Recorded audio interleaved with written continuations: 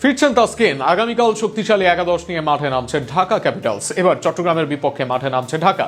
সাব্বির রহমান ঝড় তুলবেন ফিনিশিংয়ে। এছাড়া সাইফ, শামীম, নাসির, সাইফুদ্দিনরা তো আছেনই। ইমাদ, মির্জাদের নিয়ে নাইম শেখদের বিপক্ষে ঢাকার সম্ভাব্য একাদশ নিয়ে থাকছে প্রতিবেদন। প্রথম ম্যাচে রাজশাহীর বিপক্ষে জয় তোলার পর আগামীকাল রাজশাহীর বিপক্ষে মাঠে নামছে ঢাকা ক্যাপিটালস। প্রথম ম্যাচে তাসকিন না থাকলেও সুস্থ হয়ে আগামীকাল ফিরছেন একাদশে। ম্যাচটিকে সামনে রেখে অভিজ্ঞতা ও তারুণ্যের দারুণ সমন্বয়ে সাজানো হতে পারে একাদশ।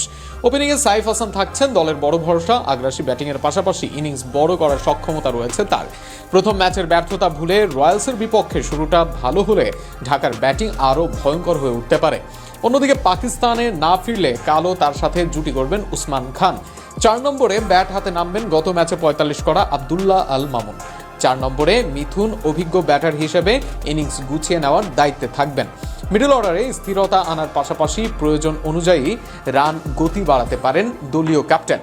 5 নম্বরে সাব্বির রহমান ঢাকার ব্যাটিং শক্তিকে আরও ধারালো করবেন। যদিও শেষ ম্যাচে আরও নিচে ব্যাট করেছেন তিনি। বড় শট খেলায় পারদর্শী এই ব্যাটার যে কোনো সময় ম্যাচের মোড় ঘুরিয়ে দিতে সক্ষম। গত ম্যাচেও হাঁকিয়েছেন 210 স্ট্রাইক রেটে। অবশ্য তার আগে ব্যাট হাতে নামতে পারেন শামীম হোসেন পাটোয়ারি। আগের ম্যাচে 5-এ খেলা নাসির এই ম্যাচে খেলতে পারেন 7 নম্বরে। আর 8 নম্বরে প্রস্তুত থাকবেন সাইফুদ্দিন। 9 নম্বরে অন্য অলরাউন্ডার ইমাদ ওয়াসিম নামবেন ব্যাট হাতে। দলের বাকি 2 সদস্য হবেন সালমান মির্জা আর পেসার তাসকিন আহমেদ। আগামীকাল দুপুর 1টায় চট্টগ্রামের মুখোমুখি হবে ঢাকা। যদিও ঢাকার প্রতিপক্ষ ছিল রংপুর রাইডার্স, তবে বেগম জিয়ার প্রণয়নের কারণে সেই ম্যাচ হবে আগামী 4 তারিখ।